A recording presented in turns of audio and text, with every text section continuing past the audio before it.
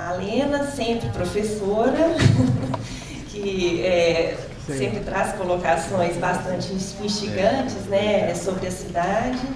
E agradecer especialmente ao professor Carlos Fortuna, em nome até da equipe toda da Diretoria de Patrimônio, porque a gente tem trabalhado muito com os seus livros, a partir dos seus projetos, e é a primeira vez que a gente tem a oportunidade de te assistir. Então, eu queria dizer que é tão instigador quanto as leituras que a gente faz do seu trabalho, né? Eu vou fazer uma apresentação. Quando a gente fala da questão do patrimônio cultural, a Lena comentou aqui, nós que somos gestores, né, ficamos, de certa forma, um pouco numa situação complicada, porque são tantos os aspectos, tantos assuntos, né, que a gente poderia tratar relacionado ao patrimônio cultural ou às políticas públicas de cultura, que é difícil em 10 minutos, né, fazer uma seleção do que a gente gostaria de expor e trocar. Então, nós optamos por apresentar, na verdade, um projeto, ou um foco que a gente vem dando na Diretoria de Patrimônio, que é o inventário dos bairros pericentrais. Eu vou explicar um pouco porquê, mas, na verdade, as preocupações que estão colocadas a partir desse projeto são preocupações que perpassam aí toda a política de patrimônio nesses anos, né? É esse aqui, né? Então, o processo de construção da política de patrimônio cultural local. Aqui a gente tem duas fotos. Uma foto é a primeira do viaduto de Santa Teresa e a segunda do viaduto da Floresta, que são os dois viadutos que ligam o centro da cidade com os bairros, né? E a gente vai falar aqui um pouco desses bairros que estão fora da Avenida do Contorno. Então, essa apresentação ela é o resultado de uma reflexão sobre a experiência de gestão da política pública de patrimônio cultural em Belo Horizonte, que já vai completar aí quase 30 anos, né? E parte de uma pesquisa que foi financiada pela FAPEMIG entre 2009 e 2010, que foi coordenada pela pós-graduação de Ciências Sociais da PUC, em parceria com a Diretoria de Patrimônio Cultural da Fundação Municipal de Cultura. Então, aquilo que a Lena colocou no começo, essa foi uma experiência que a gente teve, que vem dando um resultado, acho que bastante interessante, que foi promover esse estudo em parceria com os estudantes de doutorado e mestrado em Ciências Sociais, que trabalham bairros da cidade de Belo Horizonte, e, ao mesmo tempo, com a equipe da Diretoria de Patrimônio Cultural, que tem essa prática, né, de lidar, né, com a gestão desse patrimônio cultural no cotidiano. Então, foi uma troca bastante interessante e, provavelmente, agora, no final do ano, a gente vai publicar um livro com todos os artigos que foram produzidos dos bairros que foram estudados. A gente tem vai seguir aqui, na verdade, um artigo que foi escrito pela professora Luciana Teixeira de Andrade e por mim, que fala um pouco das premissas desse trabalho de pesquisa em relação aos bairros pericentrais. Então, a política de patrimônio cultural em Belo Horizonte, para a gente compreender aqui de forma mais rápida, ela começa com a Lei Municipal 3.802, de 84. Essa lei cria um Conselho Deliberativo do Patrimônio Cultural do município, que é composto por gestores públicos e também pela sociedade civil. E, principalmente, em 94 e 95, a gente tem a proteção dos conjuntos urbanos da área central. E, a partir dessa proteção, a gente teve outras áreas protegidas e tivemos também recepcionado na nossa lei orgânica e no plano diretor da cidade a legislação ou as premissas da necessidade de proteção do patrimônio cultural. A partir daí, ou concomitante a isso, outras experiências dentro da área de cultura também foram implementadas nessa época, né? Eu acho que o reforço do Museu Histórico Abílio Barreto foi um exemplo importante nos anos 80, né? Principalmente a partir dos anos 90, os centros culturais que começaram, né, a aparecer também nos anos 90, a ser criados, ou seja, uma série de projetos que não estavam diretamente dentro da política de patrimônio cultural, mas diretamente relacionado com ela em outras formas, em outras manifestações relacionadas à identidade, ao patrimônio e à memória.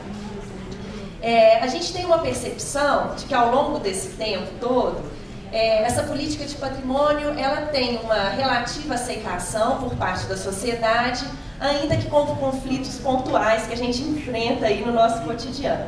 Então, hoje a gente pode dizer que a cidade reconhece que existe uma política de proteção. Não estou fazendo aí uma aferição de valor, ou seja, se é uma boa política ou ruim, mas existe já esse reconhecimento por parte de vários setores da sociedade, né? E um dos impasses que a gente tem atualmente é a dificuldade de expansão para além dessa área urbana ou da zona urbana original dentro da Avenida do Contorno, ou seja, para os bairros que são tão antigos quanto essas áreas que foram ocupadas, né, inicialmente, localizadas no interior da zona urbana. Então, a gente pensa não numa expansão no tempo, mas numa expansão espaço social. Ou seja, então, a ideia não é agregar a política de patrimônio cultural temporalmente, né, processos históricos da cidade, mas principalmente pensar os espaços da cidade nas suas temporalidades, mas principalmente nos seus aspectos sociais, ou seja, como que se dá, né, como que essa cidade ela cresce, como que essa cidade se apropria dessas áreas e pela história da cidade a gente vê, né, que não é só dentro da zona urbana, ou seja, esses bairros, eles concomitantemente crescem na cidade e as populações ocupam e criam suas referências identitárias nesses locais. Então, só para a gente ter uma ideia, esse é o mapa original da cidade de Belo Horizonte, que é uma cidade planejada. A gente tem a área da Avenida do Contorno, que está ali demarcada, que era a antiga zona urbana, que foi a área planejada. Em volta eram as colônias agrícolas e essa área toda em volta também foi ocupada juntamente com a construção da chamada zona urbana. Hoje, esse é o mapa de Belo Horizonte, hoje dividido por regionais, dá para a gente ver ali a Avenida do Contorno, que a gente viu lá, essa aqui mais escura, em azul, e a cidade já cresceu, né, em volta dessa Avenida do Contorno. Então, hoje a cidade toda é zona urbana, né, nós não temos mais zona rural desde 96.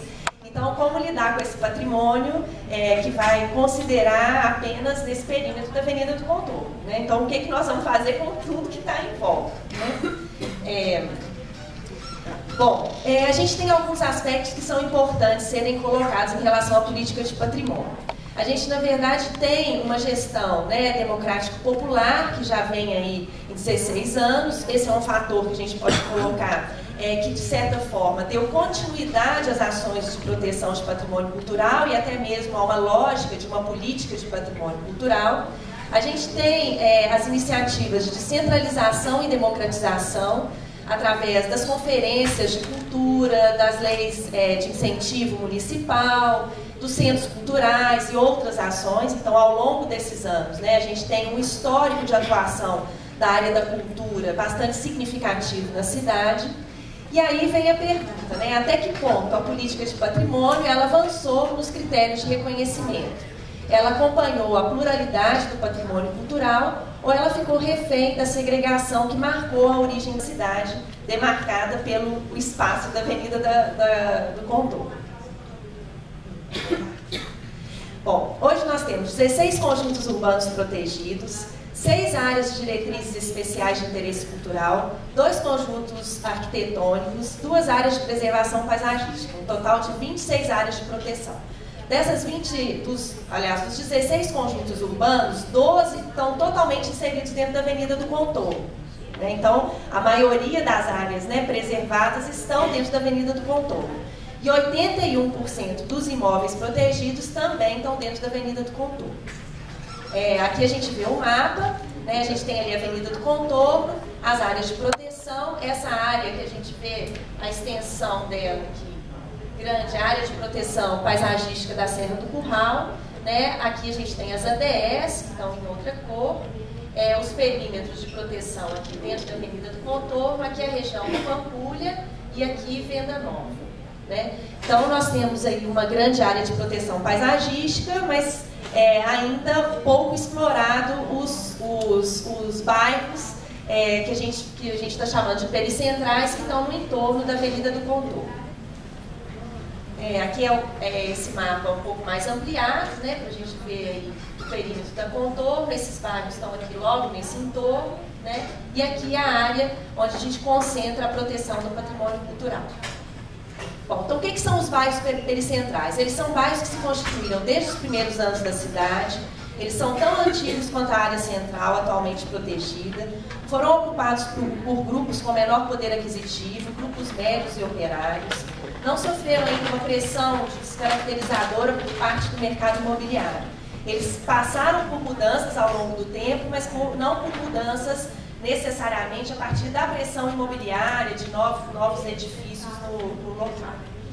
Eles conservam um patrimônio edificado significativo, em alguns deles. A segunda ou a terceira geração de famílias ainda ocupa essas casas, essas residências, como é o caso da Floresta, de Santa Teresa. Outros sofreram processos de estigmatização e abandono, que foi o caso do Bonfim, a Lagoinha, e ainda interferências urbanísticas muito destrutivas, né, que foi o caso da Lagoinha. A gente pôde ver aí no caminho para Pampulha, no primeiro dia, a Avenida Antônio Carlos, né, que ainda está em obras. Ela, na verdade, comeu um pedaço grande do bairro da Lagoinha, né? Então, hoje o bairro ele ficou restrito a uma parte bem menor do que o seu tamanho original, né? E a gente tem dificuldades práticas e conceituais para tratar desses bairros, ou seja, como a gente vai definir esses bairros a partir de um olhar do patrimônio cultural? Eles, na sua maioria das vezes, eles estão fora dos cânones consagrados do patrimônio cultural, que o Boaventura coloca na sua produção, e que o Carlos Fortuna, de alguma forma, trouxe aqui, né, essa problematização. Então, Belo Horizonte, que é uma cidade nova, de 100 e poucos anos, já tem uma dificuldade muito grande para tratar de patrimônio cultural, uma vez que o nosso patrimônio, né, não está dentro dessa lógica e mais consagrada em relação ao patrimônio cultural. Então, o que dizer desses bairros que ainda estão fora da área oficialmente aí reconhecida como a área histórica da cidade, como centro da cidade? Então, a gente tem alguns exemplos que a gente pode trazer. Estilos arquitetônicos consagrados e reconhecidos. No caso desses bairros, o que se observa é que a arquitetura, na verdade, é uma apropriação informal que as pessoas fazem desses estilos arquitetônicos. Dentro da zona urbana, você vai ter arquitetos e construtores que são conhecidos, né? Já nos bairros isso não acontece com tanta frequência, é uma arquitetura mais vernacular, ou seja, as próprias comunidades, as próprias famílias constroem, né, as suas casas. Os bairros eles possuem espaços de convivência mais representativos para os moradores na apropriação cotidiana e tem no uso residencial predominante uma das principais características do modo de vida. Então, enquanto dentro da Avenida do Contorno a gente não consegue mais perceber muitas vezes essa relação de vizinhança, né, já nos bairros os modos de vida eles se tornam um valor bastante recorrente em relação à facilidade, né, de reconhecimento do outro, de trânsito dentro dessas áreas, coisa que dentro da Avenida do Contorno a gente não consegue mais enxergar. A gente tem as construções monumentais dentro da zona urbana e as mais singelas, né, na zona suburbana, onde esses bairros estão localizados. A zona urbana, apesar da proteção dos conjuntos urbanos, né, eles são pouco perceptíveis para a população em função das intensas mudanças nessas áreas. Então, a cidade hoje, ela entende, por exemplo, Santa Teresa como um espaço tradicional e menos o centro da cidade ou a Avenida Afonso Pena como um espaço patrimonializado, exatamente porque é um espaço que mudou muito ao longo do tempo, né? Nos bairros pericentrais a gente ainda encontra essa ambiência de conjunto entendida tanto no sentido arquitetônico ou material, quanto nos modos de vida e do patrimônio imaterial. Bom, então quais são os impasses que a gente tem para terminar na atual gestão do patrimônio cultural? Primeiro, a dificuldade de pensar conjuntamente essas duas categorias, material e imaterial. Então, as políticas de patrimônio, elas, de certa forma, são hoje reféns dessa separação, que para nós, no âmbito local, é muito complexo pensar no espaço e nas suas formas nas suas formas imateriais, ou seja, nos sentidos que se dá a esse lugar de forma separada. Então, na política local, a gente tem que tratar das duas coisas de forma conjunta, né? Quais os instrumentos podem ser utilizados? O registro, o tombamento, o inventário, o ADR, também é uma dúvida. Ou seja, reconhecer esse patrimônio também significa pensar em formas de gestão. Então, como fazer a gestão desses espaços protegidos, né? Então, no caso desses bairros, o que faria sentido preservar é a própria vida de bairro, onde as apropriações de tempo e espaço interagem com os valores simbólicos e afetivos, valores para os quais a ideia de patrimônio material e imaterial são tão importantes. Então, a gente não tem como utilizar só o tombamento ou só o registro imaterial. As políticas de incentivo e as políticas compensatórias que a gente tem aqui, a proteção do patrimônio cultural, que é a isenção de IPTU, que é um imposto, a transferência do direito de construir, elas também não se aplicam a esses bairros, uma vez que o valor do metro quadrado é baixo dentro desses bairros. Então, aplicar essas políticas de incentivo não tem tanto sentido quanto dentro da Avenida do Contorno, onde o valor do metro quadrado é muito alto, né? Então, aqui são duas fotos. Uma é do bairro de Lourdes, Santo Agostinho, com o traçado, né, desenhado, projetado da cidade, dentro da Avenida do Contorno. E aqui o bairro da Lagoinha, né, que está fora da Avenida do Contorno, mas lindeira a ela, muito próximo a ela. E a gente já vê aí um traçado que não segue aquele traçado original da cidade, com outras características, né? Aqui a gente tem a Praça Negrão de Lima, no bairro da Floresta. Aqui também a Praça de Santa Teresa, né, que são praças que estão nesses bairros fora, né, da Avenida do Contorno. Então, quais são os nossos desafios? Primeiro, uma necessidade de atentar para as especificidades históricas das cidades e seus processos sociais, tais como a segregação dos grupos no espaço urbano e a atribuição de valores positivos e negativos aos lugares. Então, compreender o patrimônio cultural significa compreender esses processos positivos e negativos em relação à apropriação dessas áreas. Se a proteção no Brasil ela privilegiou desde o seu início as cidades barrocas, mineiras e posteriormente as áreas centrais das capitais, a ampliação dessa proteção para bairros pericentrais ela coloca desafios novos às concepções de patrimônio e às políticas de incentivo e compensatórias. O envolvimento dos moradores nesse processo de preservação, ele pode contribuir tanto para o sucesso da política pública, quanto para o reforço das condições de sua permanência no bairro. Em relação às práticas de proteção do patrimônio cultural pensadas para os bairros da zona pericentral, o desafio estaria principalmente em construir novos critérios para a sua proteção, referenciados na sua história e nas autoimagens que caracterizam esses bairros e que, ao mesmo tempo, nos particularizam. Então, apesar de eles estarem nessa área pericentral, cada um deles tem processos históricos particulares, tem formas de apropriação e de percepção por parte dessas comunidades também diferentes.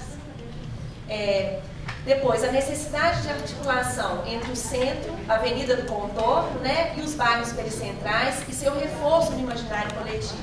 Então, não adianta só a gente pensar os bairros, mas também pensar como que a área da Avenida do Contorno interage com esses espaços da cidade e também se afirma como parte da história da cidade. O fortalecimento dos equipamentos da Fundação Municipal de Cultura, especialmente os centros culturais, como principais núcleos de articulação com as comunidades locais, para a realização dos inventários e o fortalecimento e continuidade das ações de proteção e promoção do patrimônio cultural. Né? E aí tem uma outra ação da Fundação, que é o mapeamento cultural. Né? Então, são iniciativas importantes e desafios, né, no caso da Fundação de Cultura, que é potencializar essa apropriação desses espaços e criar uma rede em que a preservação do patrimônio ela não termine com o reconhecimento, mas o reconhecimento seja um dos passos para uma gestão aí compartilhada e dinâmica, né, desses bairros dentro das políticas públicas de cultura. O fortalecimento da articulação entre a política cultural e outras políticas setoriais. Então, a gente vê que não é possível pensar na proteção do patrimônio cultural sem a relação com outras políticas setoriais que vão intervir nesses espaços. Então, a demanda não é só pelo patrimônio ou pela cultura, às vezes parte dele, mas existem outras demandas que implicam na gestão desses espaços. A realização de seminários, encontros locais, nacionais e internacionais para troca de experiências e alimentação de processos de gestão dinâmicos em relação à política pública de cultura, considerando os aspectos relacionados ao patrimônio material e simbólico. E aqui, só para a gente exemplificar um pouco, né, o que são os equipamentos da cultura hoje, esse é o mapa de Belo Horizonte, também dividido por regionais, e aí estão em amarelo os equipamentos da cultura. Então, talvez o nosso grande desafio para lidar com esses bairros, né, e depois trazê-los à Avenida do Contorno, seja exatamente pensar uma preservação do patrimônio que avance, né, as barreiras que a gente enfrenta hoje em relação ao que é patrimônio cultural, traga essas comunidades, né, para esse diálogo e tenha nos centros culturais, nos equipamentos da Fundação, espaços por excelência para essas discussões e para essa gestão compartilhada desses lugares, né? Então, a gente entende que hoje esse é o principal desafio em relação à política de patrimônio e que o tempo é curto, a equipe é pequena, né? E a gente espera que a gente consiga, né, olhar para trás desse espelho retrovisor, né, como foi colocado aqui pelo Carlos Fortuna, e de certa forma enxergar esse processo como um processo positivo, né, com todos os problemas que ele tem, aí com 30 anos, né, de política de patrimônio quase, mas com pontos positivos que eu acho que vale a pena a gente reconhecer e aprender com os pontos negativos e os problemas que a gente vem enfrentando, né? A nossa ansiedade de conseguir fazer isso valer é muito grande, a gente esbarra com vários problemas, mas a gente espera ter continuidade nessas ações, né, e levar adiante a política de cultura sobre esses pressupostos. Aqui tem, só para finalizar, o e-mail da Diretoria de Patrimônio, para se alguém quiser saber um pouco mais desse projeto ou de outros projetos da diretoria ou da própria fundação, a gente pode colocar em contato aí nos